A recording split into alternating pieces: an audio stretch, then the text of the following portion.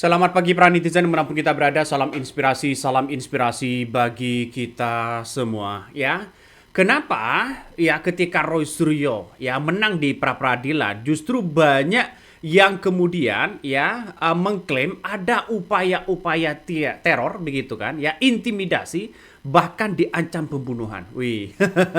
Kok bisa-bisanya seperti itu? Ada apa begitu kan? Karena mungkin kalah di persidangan atau bagaimana begitu kan ya, sehingga Roy Suryo ini dan Dr. Tifa ini mengungkapkan begitu ada ancaman pembunuhan. Siapa mereka begitu?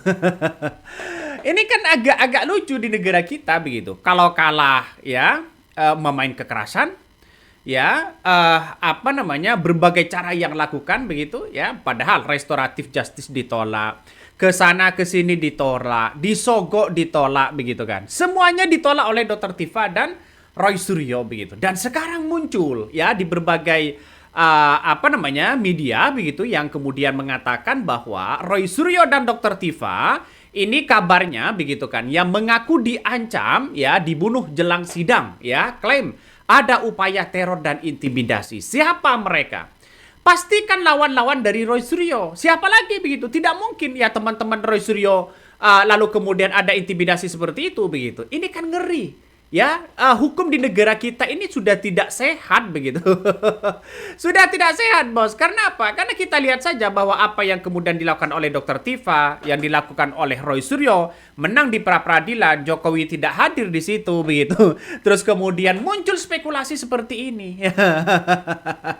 Ngeri-ngeri sedap. Inilah kalau kalah dengan cara-cara mereka. Tapi jangan sampai pihak kepolisian, ya TNI dan sebagainya ya ikut campur dalam masalah ini. Pasrahkan kepada penegakan hukum yang ada. Kita kira seperti itu begitu ya, karena kita lihat saja di negara kita ini adu kekuatan begitu. Nah, sekarang ini apa yang kemudian disampaikan oleh Dr. Tifa melakukan perlawanan-perlawanan yang sangat-sangat luar biasa setelah kemarin begitu kan ya, Jokowi yang dianggap tidak punya ijazah digital dan pernyataan menohok ya saat jumpa pers begitu Dr. Tifa dan tim hukumnya bahwa kalau seorang Jokowi tidak punya data ya secara elektronik begitu kan ya, secara digital, siapa yang bisa mengupload ijazah Jokowi kalau bukan Dian Sandi? Coba kita tonton apa yang kemudian disampaikan oleh Dr. Tifa. Kalau bukan media mundur, Pak. Bukan media mundur. Bapak media mundur. Oke, gantian ya, Pak. Gantian ya. Keluar dulu, Pak. Gimana pakai baju hijau? Bapak yang pakai baju hijau. Bapak yang pakai Ayo. Bapak mundur dulu deh. Bapak mundur dulu. Jangan dorong-dorong. Dorong, Pak, bos media. Udah. Oke, silakan. Bismillahirrahmanirrahim. Assalamualaikum warahmatullahi wabarakatuh. Hasbunallah wa ni'mal wakil. Nikmal maula wa nikman nasir.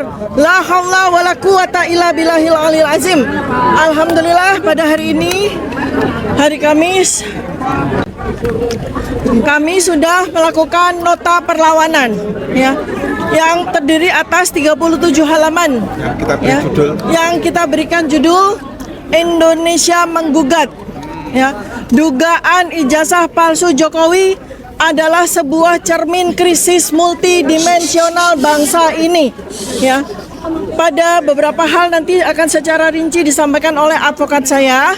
Yang pertama adalah bahwa surat dakwaan yang diajukan kepada saya itu secara penuh setelah kami pelajari mengandung dua kelemahan utama yang membuat sidang atas nama saya sebagai terdakwa tidak bisa lagi dilanjutkan. Kalau ini dilanjutkan nampaknya Jokowi akan kalah di persidangan begitu kan ya. Mengapa demikian? Ya, karena kita lihat saja bahwa yang diteliti oleh Dr. Tifa dan Roy Suryo ini mungkin begitu kan ya, dari ijazah yang dilakukan oleh Dian Sandi, yang diupload Dian Sandi. Padahal berkali-kali ya ada yang kemudian mengatakan bahwa seorang Jokowi tidak pernah mengupload ya atau memberikan ijazahnya kepada siapapun. Tapi yang beredar di berbagai media sosial itu siapa? Nah, pertanyaannya sekarang, kalau memang di media sosial itu adalah yang upload misalnya Dian Sandi, ya sampaikan dong begitu kan, ya. Seharusnya Dian Sandi yang kena. Aduh. Ini nampaknya sudah mulai ketar-ketir, ya.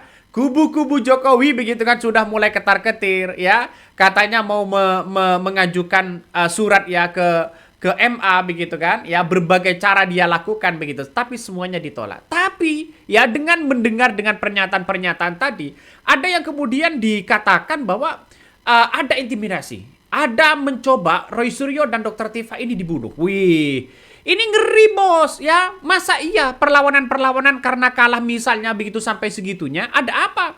Ya, ya kalau ini bisa ditelusuri, bisa ditangkap begitu kan, ya. Ini bisa ditangkap orang-orang seperti itu begitu. Karena kenapa? Karena ini sudah ada ancaman begitu. Ya, siapa lagi kalau bukan lawan dari Roy Suryo? Wih, ngeri bos. Coba kita tonton lagi ya. Yaitu terjadi error in objecto dan error in persona. Apa artinya? Objek yang didakwakan kepada saya itu salah secara objek.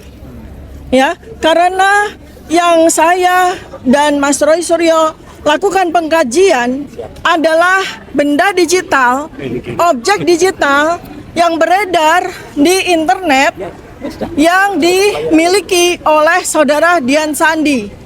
Kami sama sekali tidak melakukan pengkajian, komentar apapun terhadap dokumen digital yang diakui oleh saudara Joko Widodo. Karena secara fakta, saudara Joko Widodo tidak memiliki ijazah dalam bentuk digital. Nah, itulah yang kemudian ya yang disampaikan oleh Dr. Tifa dan sebagainya begitu. Artinya apa? Artinya Jokowi kabarnya begitu. Kalau memang Jokowi punya ijazah asli begitu, tunjukkan dong begitu kan. Karena sedikit pun begitu ya, mulai dari apa yang kemudian dilakukan oleh Dian Sandi, yang diupload Dian Sandi, ya, Roy Suryo dan Dr. Tifa itu hanya menganalisa, tidak ada perubahan sedikit pun, tidak diedit sedikit pun begitu. Kenapa dia jadi tersangka? Ini yang menjadi persoalan.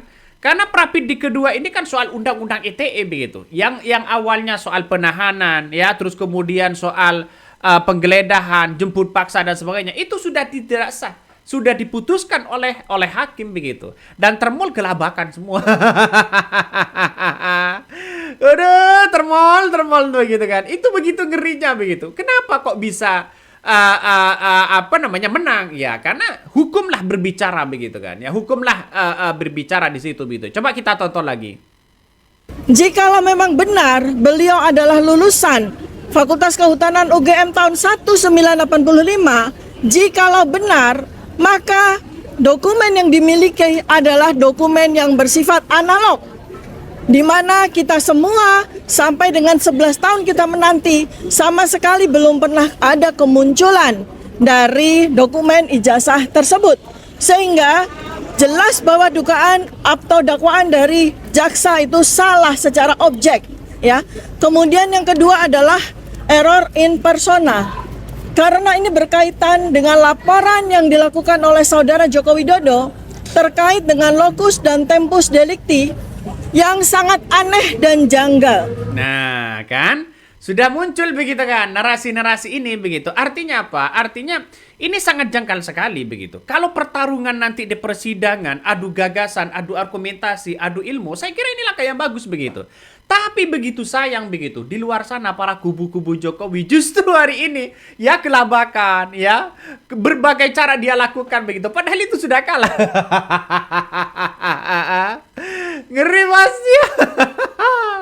Ngeri kan pada akhirnya begitu. Apalagi terjadi soal pembunuhan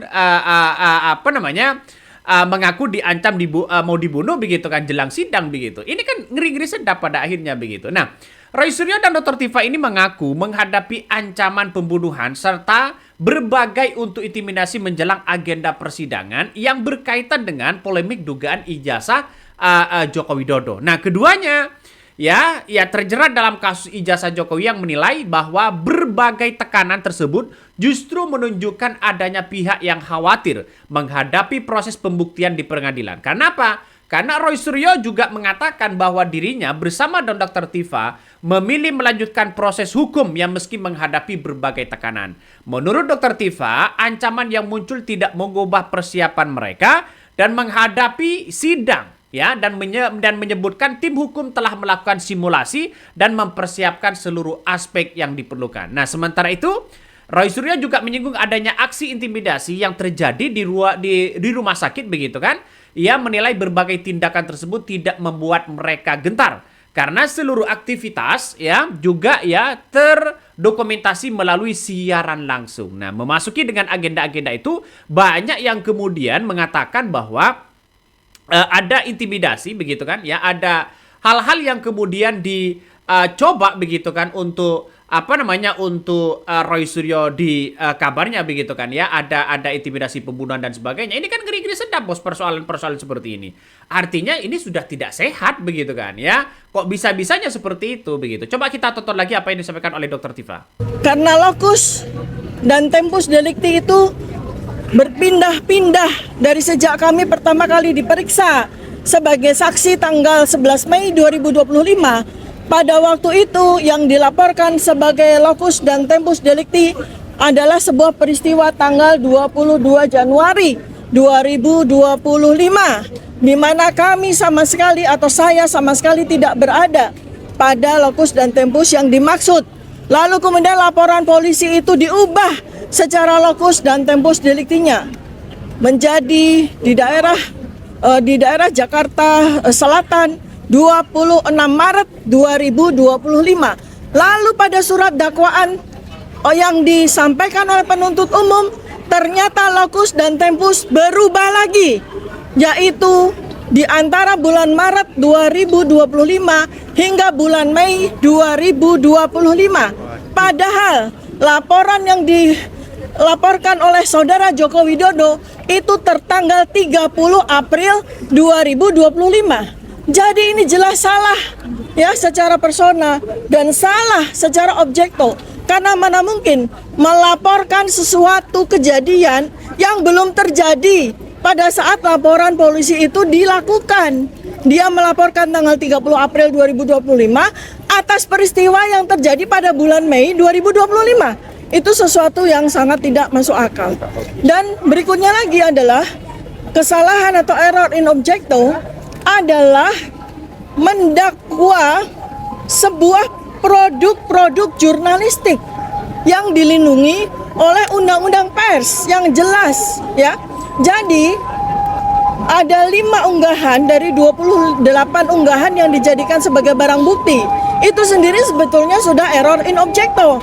Karena 28 barang bukti itu dibebankan semua kepada saya. Sedangkan dari 28 barang bukti itu hanya ada 5 unggahan yang berkaitan dengan saya. Nah, sementara dari 5 objek tersebut itu sebetulnya adalah produk jurnalistik. Yang utama adalah sebuah siaran di media ya, yang berlangsung di gedung MNC ya. Itu dilaporkan sebagai di mana saya melakukan perbuatan yang didakwa dengan pasal 32-35. Padahal itu adalah sebuah produk jurnalistik. Artinya, kalau seorang narasumber seperti Anda, seperti saya, didakwa melakukan pidana atas keterangan yang saya lakukan, maka tentu saja media tersebut, hostnya yang memberikan pertanyaan kepada saya pun juga harus turut didakwa secara pidana. Tetapi Undang-Undang Pers tidak menyatakan demikian. Sebab sebuah produk jurnalistik yang berisikan talk show ya atau sebuah tanya jawab itu dilindungi oleh Undang-Undang Pers. Apabila host dan narasumber melakukan sebuah kesalahan, slip of the tongue atau kesalahan pada waktu itu, maka Undang-Undang Pers itu memberikan fasilitas dalam bentuk hak jawab, dalam bentuk sebuah mediasi di dalam koridor Dewan Pers ya. Jadi ini tidak bisa langsung dibawa kepada pidana.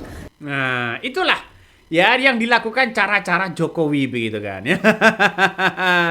Semuanya harus dibuktikan kepada Dr. Tifa begitu. Ini kan ngeri, Bos. Ya, ngeri sedap ini. Saya yakin, semakin yakin begitu kan ya, bahwa publik hari ini ya semakin bertambah kepercayaan kepada Dr. Tifa. Akan semakin bertambah keyakinan bahwa ijazah yang diduga palsu ya, bisa banyak orang percaya bahwa dugaannya benar-benar 90,9% apa yang disampaikan Roy Suryo adalah palsu begitu kan. Ini semakin menambah keyakinan orang-orang itu. Nah, pertanda kenapa Jokowi berbulit-bulit seperti itu begitu.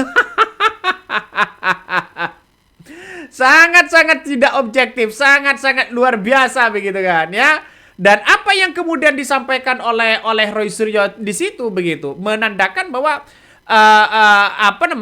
di pra peradilan sudah benar ya. Terus kemudian sekarang ini muncul narasi-narasi soal bagaimana melanjutkan di persidangan. Jokowi tidak pernah hadir walaupun juga mengatakan Jokowi akan hadir dan sebagainya. Tapi kita buktikan aja nanti di persidangan. Nah, apa yang kemudian disampaikan oleh Dr. Tifa tadi ya jelas di depan mata bahwa begitu kan ya, kenapa dokumen-dokumen yang sebanyak itu ya yang kabarnya akan dibebankan kepada Roy Suryo kepada Dr. Tifa secara tidak langsung harus dibuktikan secara kebenarannya, tapi di persidangan nanti kan berbeda begitu. Artinya apa? Artinya Jokowi yang kemudian melaporkan dengan pasal A, pasal B, pasal B, itu kan harus berdasarkan undang-undang, di mana undang-undang itu di pengadilan yang nantinya yang akan menunjukkan benar nggak ada pemalsuan, ada merubah ini, ada itu, ya ada ijazahnya asli atau palsu begitu kan? Tunjukkan. Bagaimana mungkin Dr. Tifa kemudian mengatakan bahwa ijazah Jokowi asli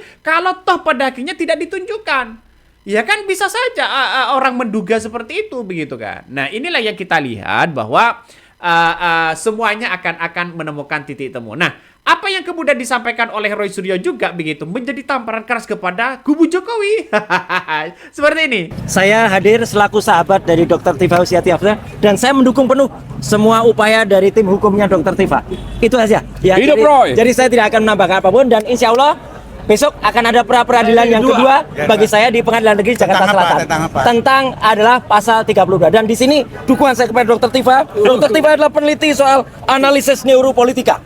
Ya, tidak bisa disalahkan dengan undang-undang ITE. Nah, gitu ya. Jadi, saya kira itu saja. Terima kasih untuk semua teman-teman dan media. Nah, itulah yang kemudian disampaikan oleh Roy Suryo begitu kan. Begitu gagahnya menampilkan ya, Roy Suryo dan Dr. Tifa itu adalah sebagai orang peneliti dan analis. Nah, bagaimana kubu Jokowi tidak kelabakan? Aduh,